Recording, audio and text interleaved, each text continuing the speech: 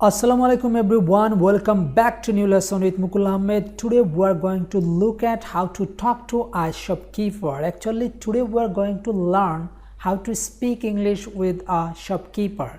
আজকে আমরা শিখতে যাচ্ছি কিভাবে একজন বিক্রেতার সাথে আমরা ইংরেজিতে কথা বলতে পারি। আমাদের রিয়েল লাইফে অর্থাৎ আমাদের দৈনন্দিন জীবনে চলার পথে অনেক ব্যক্তিবর্গদের সাথে কিন্তু কথা বলতে হয়। সেই ধারাবাহিকতা বজায় রেখে আজকে আমরা শেখাতে যাচ্ছি বা আজকে আমরা শিখতে যাচ্ছি যে কিভাবে একজন বিক্রেতার সাথে অর্থাৎ একজন সেলসম্যানের সাথে আমরা ইংরেজিতে কথোপকথন করতে পারি। একটি সংলাপের মাধ্যমে আমরা শিখতে যাচ্ছি যাতে আমাদের মনে থাকে। আমরা একটি সংলাপের মধ্য থেকে ইংরেজি শিখব। আমি সুন্দর করে সাজিয়েছি যাতে মনে থাকে এবং যে ওয়ার্ড মিনিংগুলো আমি লিখেছি সবগুলোর বাংলা দেওয়ার জন্য চেষ্টা করেছি যাতে আমাদের এই ওয়ার্ড মিনিংগুলো আমাদের মনে থাকে, আমরা যাতে পরবর্তীতে এই ওয়ার্ডগুলো কোথাও ব্যবহার করে ইংরেজিতে কথা বলতে পারি। সো চলুন তাহলে লেসনটি শুরু করা যাক। তবে শুরু করার পূর্ব মুহূর্তে বলতে চাই যারা এখনও চ্যানেলটিকে সাবস্ক্রাইব করেননি প্লিজ সাবস্ক্রাইব করে দেন এবং পাশে থাকা বেল আইকনটি অবশ্যই বাজিয়ে দিবে এই ধরনের ভিডিও পাওয়ার জন্য। Okay, so let's get started with the first one. Okay, প্রথমেই ক্রেতা, ধরুন আমরা কোনো জিনিস কিনতে গিয়েছি অর্থাৎ আমি কোনো জিনিস কিনতে গিয়েছি, তখন যে আমি এই কথাটা বলতে চাই যে এই যে শুনুন। সো এই যে শুনুন ইংরেজিতে আমরা কীভাবে বলতে পারি?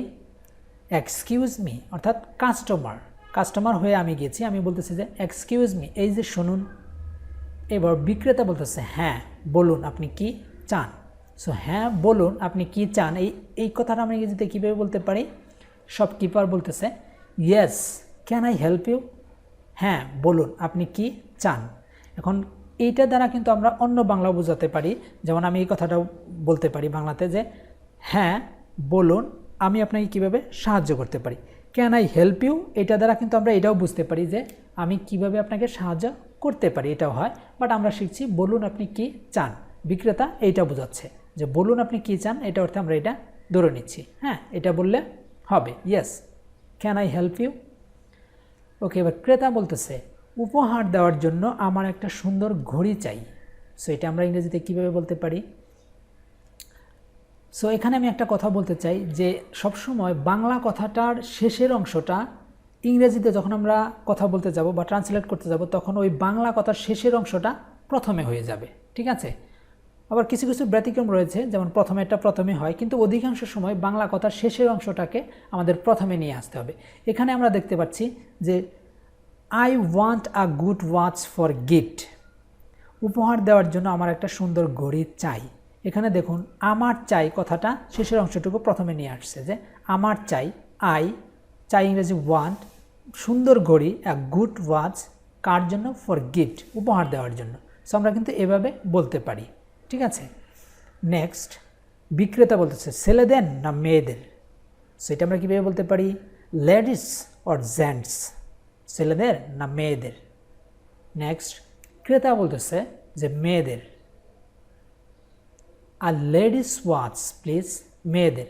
অর্থাৎ ধরুন আপনি ক্রেতা অর্থাৎ আপনি কাস্টমার, আপনি বলতেছেন আর লেডিস ওয়াচ প্লিজ। এবার বিক্রেতা বলতেছে যে দয়া করে এই দিকে এসে এইগুলো দেখুন, এই শোকেসে সব রকমের মেয়েদের ঘড়ি আছে। সো এই কথাটুকু আমরা কীভাবে ইংরেজি সাজিয়ে বলতে পারি?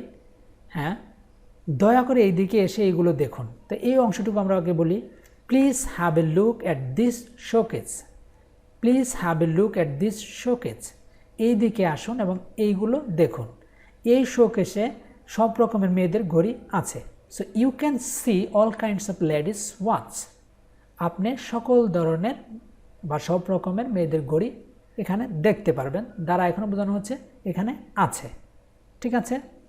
ওকে নেক্সট, এবার ক্রেতা বলতেছে অর্থাৎ কাস্টমার বলতেছে ধন্যবাদ আমাকে ওই দ্বিতীয়টা দেখান তো। সেটা আমরা কীভাবে বলতে পারি?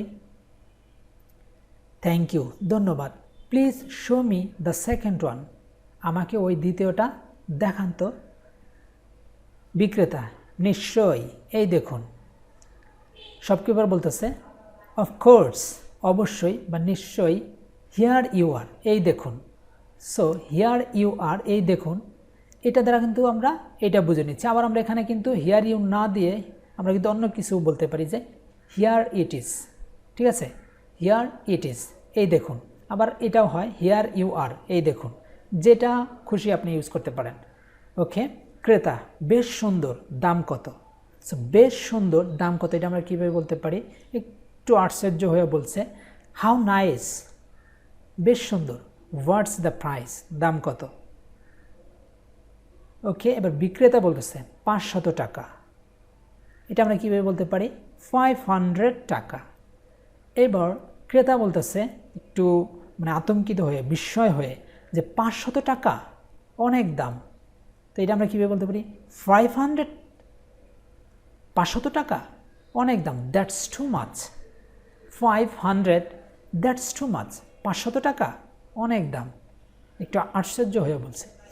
এবার বিক্রেতা বলতেছে এটা আসলে সুইচ ঘড়ি, দামটা মোটেই বেশি নয়। সেটা আমরা কীভাবে বলতে পারি? নট অ্যাট অল, মোটেই নয়, অর্থাৎ এটাতে আমরা এটা বলতে পারি এটা আসলে সুইচ ঘড়ি। এই কথাটুকুকে আমরা পরে নিয়ে যাব, পরের কথাটাকে আমরা আগে নিয়ে আসবো। আমি আগেই বলেছি বাংলার শেষের অংশটুকু আগে নিয়ে আসতে হয়। সো মোটেই বেশি নয়, নট অ্যাট অল, মোটেই বেশি নয়। It's a genuine switch watch, এটা আসলে সুইচ ঘড়ি, ঠিক আছে। সো প্রথমের বাংলার অংশটুকু হচ্ছে শেষে ব্যবহার হয়েছে এবং শেষের বাংলাটুকু প্রথমে হয়েছে। So not at all, it's a genuine switch watch.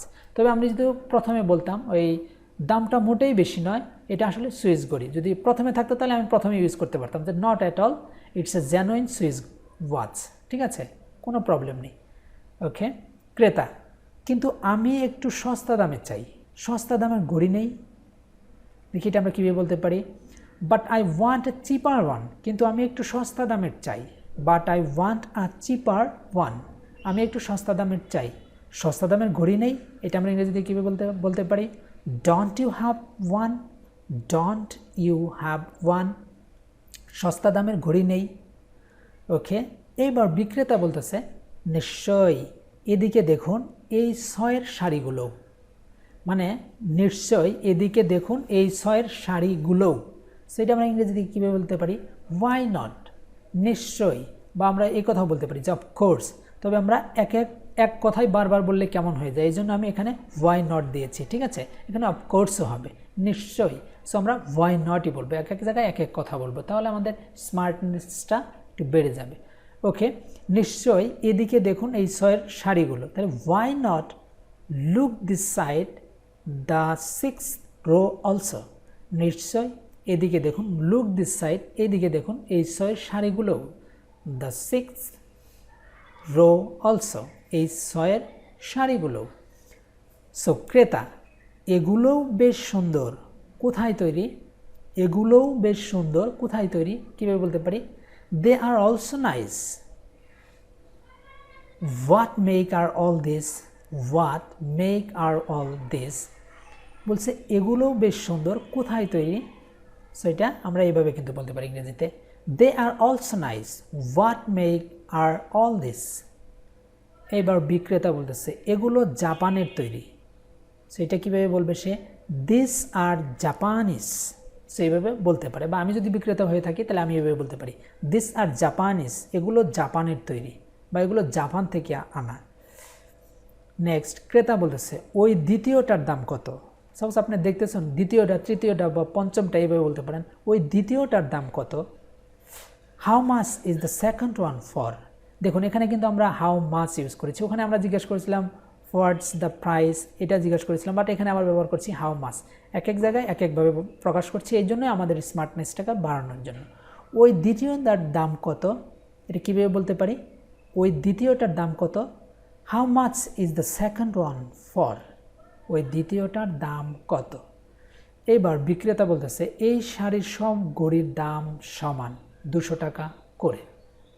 সেটা আমরা কীভাবে ইংরেজিতে সাজাতে পারি? All this in this row have the same price 200 টাকা ইচ। সেন্টেন্সটা অনেক বড় হয়ে গেছে, আমরা একটু ভেঙে ভেঙে বলি। এই শাড়ির সব ঘড়ির দাম সমান, এই অংশটুকু আগে বলি যে all this in this row, all this in this row have the same price. এই শাড়ির সবগুলোই একই দাম, 200 টাকা ইচ, মানে প্রতিটার দাম কত? 200 টাকা করে।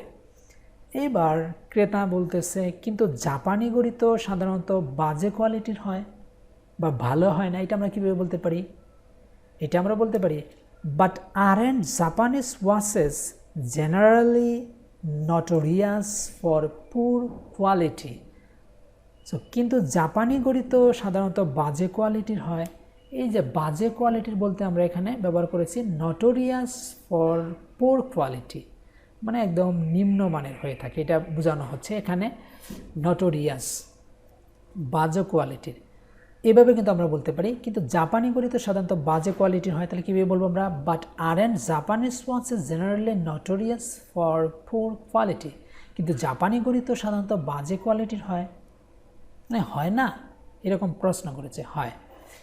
ওকে, বিক্রেতা এ ব্যাপারে ভাববেন না, এগুলো চোরাই মাল নয়, আমরা আসল ঘড়ি বেচি বা আমরা আসল ঘড়ি বিক্রি করি। সো এটা আমরা কীভাবে বলতে পারি ইংরেজিতে? ডোন্ট ওরি, কিছু ভাববেন না বা চিন্তা করবেন না। দিস আর নট স্মাগলড গুডস, মানে এগুলো চোরাই মাল নয়। গুডস এখানে চোরাই অর্থে মানে মালামাল অর্থে ব্যবহার হয়েছে। আর আমরা জানি স্মাগলিং যে কথাটা আমরা ব্যবহার করি, সেই স্মাগলিং এখানেই ব্যবহার করছে, স্মাগলড গুডস। এগুলো সাধারণত চোরাই মালামাল নয়। উই সেল জেনুইন ওয়াচেস, আমরা আসল ঘড়ি বিক্রি করি বা আমরা মানে ভালো ঘড়ি বিক্রি করি। সো ক্রেতা এবার বলতেছে ঠিক আছে এইটা প্যাক করে দিন। তাহলে আমরা কি বলতে পারি? অল রাইট, ঠিক আছে, প্যাক দিস ওয়ান, এইটা প্যাক করে দিন। সো আমরা ঠিক আছে এটা প্যাক করে দিন কীভাবে বলতে পারি? All right, pack this one. বিক্রেতা বলতেছে ধন্যবাদ জনাব, তাহলে আমরা কীভাবে বলতে পারি? ধন্যবাদ জনাব, থ্যাংক ইউ মিস্টার। সো এই ছিল আজকের এই লেসনটি, আশা করি অনেক ভালো লেগেছে এবং এখান থেকে অনেক কিছুই আপনি শিখতে পেরেছেন যে কিভাবে একজন কাস্টমার হয়ে একজন শপকিপারের সাথে আপনি কথা বলতে পারেন। সো এ ধরনের ভিডিও পেতে আরও আপনারা, আমি বলবো চ্যানেলটিকে সাবস্ক্রাইব করে পাশে থাকবেন এবং আপনাদের সাথে আবার দেখা হবে নতুন কোনো কন্টেন্ট নিয়ে, নতুন অ্যানাদার কোনো লেসন নিয়ে। আর এর মধ্যে যদি আপনার কোনো বিষয় নিয়ে লেসন প্রয়োজন পড়ে তাহলে কিন্তু আমাকে কমেন্টসে জানাতে পারেন, আমি সেইটা নিয়েও আপনাদেরকে লেসন করানোর জন্য চেষ্টা করবো। সো আজকে এ পর্যন্তই। See you again with new lessons some other time. আসসালামু আলাইকুম, মুকুল আহমেদ।